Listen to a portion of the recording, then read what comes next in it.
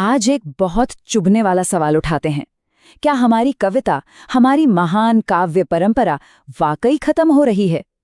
एक जमाना था जब शब्द ही हमारी पहचान थे, हमारी संस्कृति की आत्मा थे। आज हम इसी सवाल की तह तक जाएंगे कि क्या हम उस विरासत को खो रहे हैं। देखिए, सवाल बिल्कुल सीधा है और शायद थोड़ा परेशान करने वाला भी कि क्या हमारी शानदार काव्य परंपरा वाकई पतन की ओर है।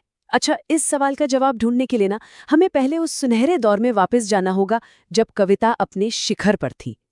तो चलिए एक ऐसे दौर की कल्पना करते हैं जहां कविता सिर्फ किताबों में बंद नहीं थी, बल्कि मंच पर जिंदा थी, धड़कती थी। ये सिर्फ मनोरंजन का जरिया नहीं, बल्कि आप कह सकते हैं कि ये बुद्धि और ज्ञान की सबसे बड़ी कसौटी थी। जी हाँ, ये था भारतीय कविता का स्वर्ण युग। जरा सोचिए उस मंजर के बारे में। बड़े बड़े राज दरबार, सभाएं सजी हुई हैं और वहां कवि और छात्र एक दूसरे को शब्दों के हथियार से चुनौती दे रहे हैं। ये कोई मामूली कविता पाठ नहीं था, ये तो दिमागी कुश्तियां थीं, जहां असली प्रतिभा की परीक्षा होती थी। और इन मुकाबलों की सबसे हैरत अंगेज बात जानते हैं क्या थी? तत्काल रचना। इसका मतलब समझिए, एक कवि कविता में ही एक सवाल फेंकता था और दूसरे कवि को उसी पल, उसी छंद में, उसी लय और तुकबंदी के साथ जवाब देना होता था। ये दिमागी फुर्ती का एक कमाल का खेल था। अब जरा इसकी प्रतिभा देखिए। सवाल क्या है कि चंपा के फूल में रूप भी है, रंग भी है और खुशबू भी, सब कुछ है। तो फिर ऐसा क्या अवगुण है कि भौरा उसके पास नहीं आता? और जवाब उसी पल, उसी छंद में दिया गया। चंपा तो असल में राधा का शरीर है और भौरा भगवान हरि का भक्त। तो भला वो अपनी मां समान राधिका के पास कैसे जा सकता है? जरा सोचिए, एक ही पल में कविता, दर्शन और भक्ति, तीनों का ऐसा संगम। यही तो कला थी उस युग की। तो यही थी उस स्वर्ण युग की असली पहचान। पल भर में रचना करने की क्षमता, बेहतरीन छंद और तुक, गहरा मतलब और दूसरी कलाओं को प्रेरित करने की ताकत। कविता को उस समय ज्ञान का शिखर माना जाता था। तो फिर सवाल ये उठता है कि ये सब चला कहाँ गया? इतनी जीती जाती परंपरा आखिर मुरझाने कैसे लगी?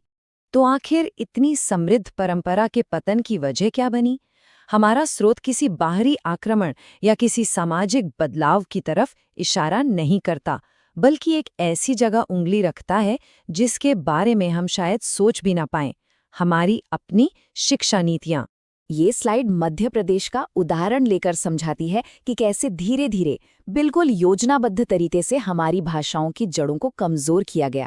देखिए, पहले संस्कृत को अनिवार्य से वैकल्पिक बना दिया गया, फिर हिंदी पढ़ाने वाले पद ही खत्म करके उन्हें अंग्रेजी में बदल दिया गया, और आखिर में 10वीं के बाद हिंदी को भी एक विकल्प बना दिया गया।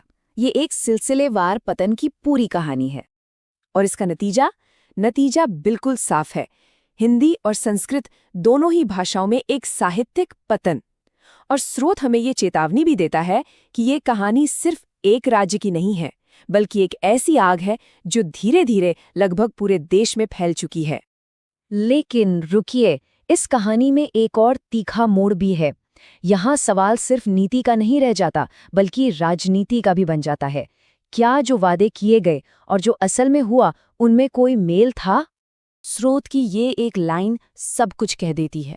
विडंबना देखिए, ये सब उसी सरकार के दौर में हो रहा था जो हिंदी, संस्कृति और संस्कृत की बातें करके सत्ता में आई थी। ऐसा लगता है कि बातें और काम दो बिल्कुल अलग अलग दुनिया बन गए थे। अच्छा, इस पूरी पृष्ठभूमि को दिमाग में रखते हुए चलिए अब आज के मंच पर एक नज़र डालते हैं। क्या इस साहित्यिक सूखे में कोई नई फसल उगी है या फिर कुछ और ही देखने को मिल रहा है? स्रोत के मुताबिक आज की तथाकथित कविता एक ऐसे शरीर की तरह है जिसमें से आत्मा ही गायब हो। लय, तुक, छंद और सबसे जरूरी रस, यानी कविता का जो भाव होता है, जो उसकी आत्मा होती है, सब गायब है। और इनके बिना कविता महज शब्दों का ढेर तो हो सकती है, कला नहीं।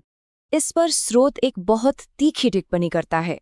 वो कहता है कि आजकल कविता के नाम पर होता यह है कि कोई लेख या कोई कहानी बस बड़े नाटकीय ढंग से पढ़ दी जाती है और उसे पढ़ने वाला खुद को बड़े गर्व से कविराज यानी कवियों का राजा कहता है। अब ये कला का नया रूप है या उसका मजाक, ये सोचने वाली बात है। और आखिर में स्रोत इस पूरी स्थिति को सिर्फ एक कहावत में समेट देता है, अंधों में काना राजा। मतलब एक ऐसी दुनिया जहां असली कला को परखने वाले ही नहीं बचे, वहां थोड़ी बहुत कलाकारी भी बादशाहत लगने लगती है।